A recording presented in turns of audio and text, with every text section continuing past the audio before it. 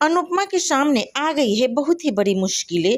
देविका देगी अब अमेरिका में अनुपमा का साथ। सीरियल अनुपमा की अपकमिंग एपिसोड काफी ज्यादा इंटरेस्टिंग होने वाली है। अपकमिंग एपिसोड में अब आपको देखने को मिलेगा यशपाल अपने रेस्टोरेंट से अनुपमा को निकाल दिया है, जिससे अनुपमा दर बदर की ठोकरें खा रही है।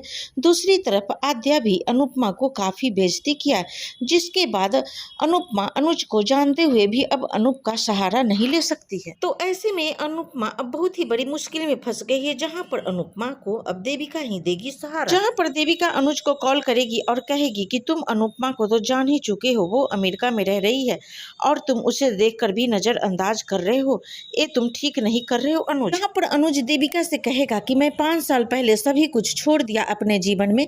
अब मेरे जीवन में एक ही मकसद है और वो है मेरी बेटी आद्या, जिसके लिए मैं जीना चाहता हूँ। जहाँ पर देविका कहेगी और तुम्हारा 26 साल का प्यार क्या हुआ?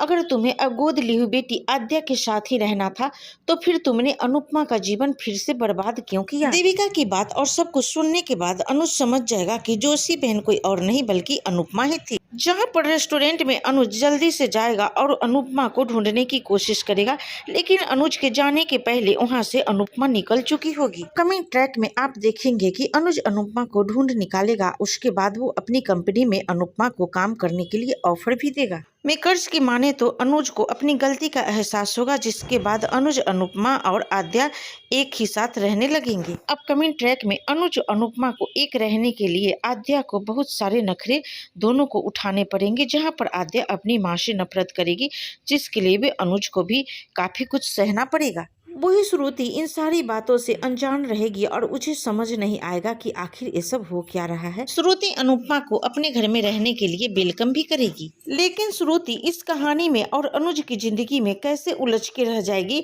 ये तो आपको अपकमिंग ट्रैक में ही देखने को मिलेंगे।